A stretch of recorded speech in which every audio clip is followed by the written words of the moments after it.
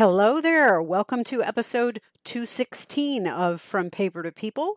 My name's Carolyn Nee Laughlin, and I am your hostess with the mostest. This is one that's coming just off the top of my head, and if I had to give it a title, I guess I would be talking about reparational genealogy for the individual in 2020. One quick thing first, I want to thank Melissa McPherson for joining the Patreon army and becoming a patron at the branches level. Very cool of her. She said that, among other things, she really likes the family cookbook recipes, which is good for me to hear because I'm never sure if I'm just the only one enjoying those or what. She has apparently made a cookbook of persimmon recipes with her grandmother. So let's all work together to try to get her to come on to the podcast. Maybe we can egg her on from the group or on Twitter or someplace else, but let's get her on and maybe she will reveal some secrets to us and tell some backstory and give us a recipe. There's a lot going through my head right now because it's the end of the year and I feel like there are so many things that I haven't gotten done yet, so many things I haven't been able to get up into the podcast yet.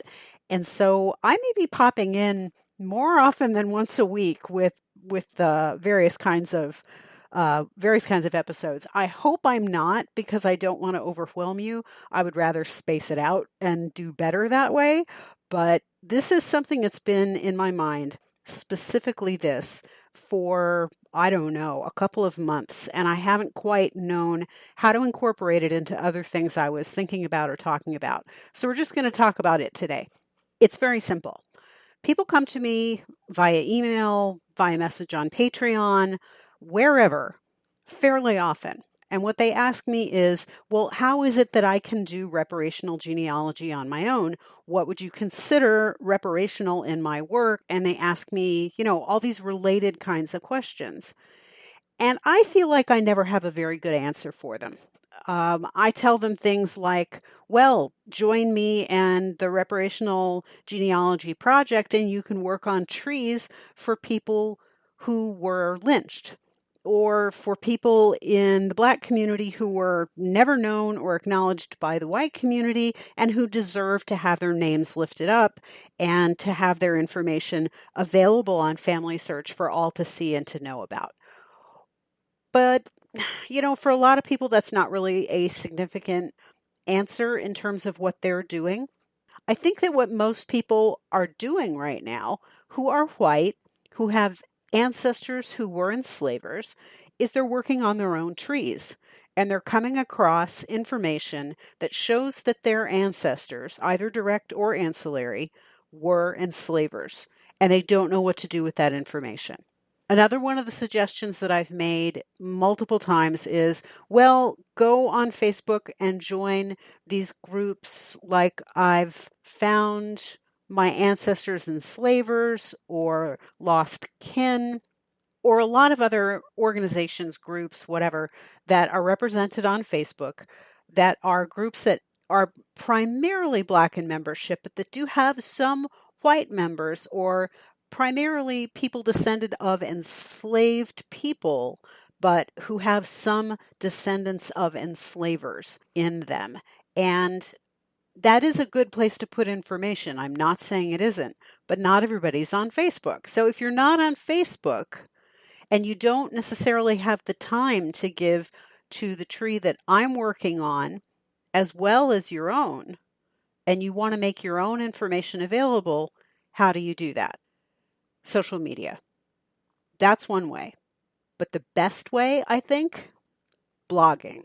Now, I've decided that starting in 2020, this is what I'm going to do, and I want to both invite and challenge you to do the same thing. I have a WordPress blog. You can get a free WordPress blog. You can get a blog with a whole lot of other different, I don't even know what the platforms are anymore because I just ignore them because I use WordPress and that's pretty much me. But there are so many ways that you can just create a blog and have it be your family history's blog. And there are so many family history blogs out there to read that you can get ideas about format from what it is that you read. This is what I'm going to do. I don't know how often per week or per month I'm going to be putting these posts out. But as regularly as I can, I'm going to start by catching up with all of the people in my tree whom I know and have proven to be enslavers. And what I'm going to do is I'm going to make a post about a person, like George Penn. George Penn enslaved as many people as he had family members. I think he had 11 people in the house, and he enslaved 11 people. And some of those enslaved persons came over with his wife when she married him. So that to me is very interesting, and it's indicative of how enslavement worked. It's indicative of the process of um, it's so weird. I mean, dowry, really? But yeah, how dowry kind of worked in the 18th and 19th centuries. And these people were named out in wills where he willed his children property, including some of his enslaved persons. So what I want to do is for George, make a blog post and give every bit of information I've got about him. In 1810, he's on the census living here. In 1820, he's on the census living here. And provide the images with credit to Ancestry, full credit, so that I don't get dinged for copyright violation. And just hope that I don't, in fact, get dinged for copyright violation. Hope that I do it right and that they're okay with that. And I guess we'll find out if this works. But certainly to give the data and to give the hot link to the information so that others can go and see it, and to provide everything I can in terms of names and dates and places and hashtags and keywords and all that kind of stuff, so that when someone who is searching for an ancestor they know was enslaved by a Penn, or maybe even by George Penn specifically, or by someone who's in the town or the county where George Penn lived at the time that he lived there, they can find this blog post with a simple Google search. And it will provide everything that they need without them having to go digging around in my ancestry tree, but also with a hot link to my ancestry tree itself, because my ancestry tree is public, except for those brief periods when I go in and I try to clean up a lot of the messes that I made when I made the tree early. You know, back in the early days when I believed that everybody who was on Ancestry actually knew what they were doing. Silly me. So this is what I'm going to do. And this is how I'm going to make all of the information that I have available. It's not going to happen immediately, but it's going to happen over time. So far, all of the posts on my blog, really, since January 3rd of 2018, have been podcast episodes. So now there's going to be a mix. And if you're listening and you're doing research on your tree and you're descended of enslaved persons, please go to my blog at ancestorsalivegenealogy.com and subscribe, because you never can tell when a family name or a place or a time is going to come through in one of my posts, and it's going to be helpful to you. And I suggest that for anybody who's doing any research on any of their enslaved ancestors. Now, this isn't new. I'm not like massively creative for coming up with this. This is something that works and other people have proven it. I'm simply putting myself in that place as well now, because I'm already working on a lot of trees for people who are descended of enslaved persons.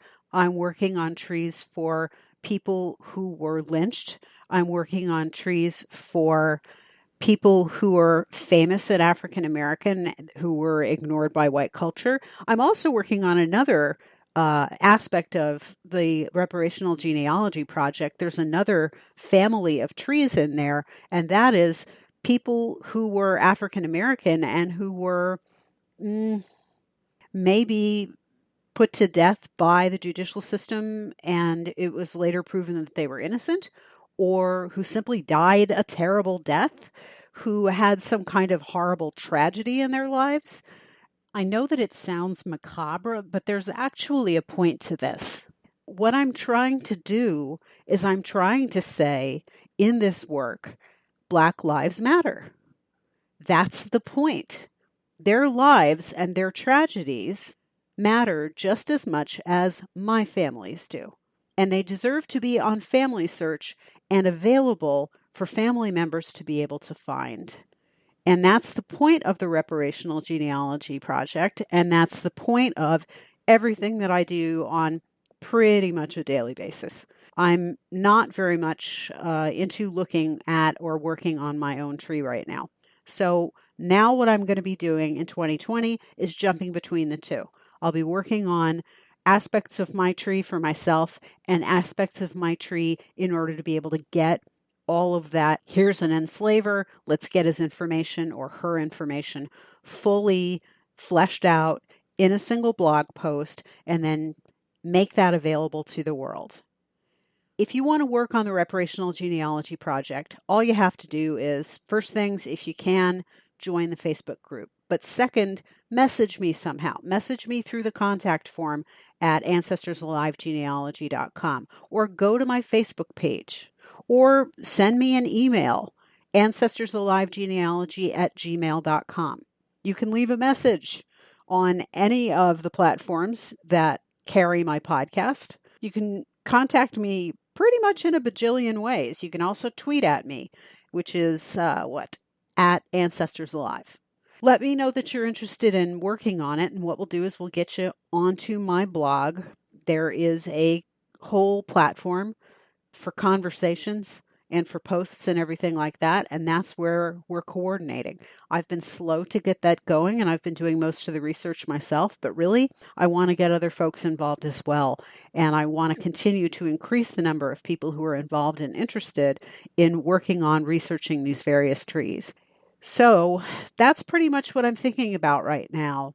Reparational genealogy, how we can carry it forward into 2020, making information available from people who are descended of enslavers to people who are descended of enslaved persons, making the world a better place, making 2020 a place about success in making connections and in building community.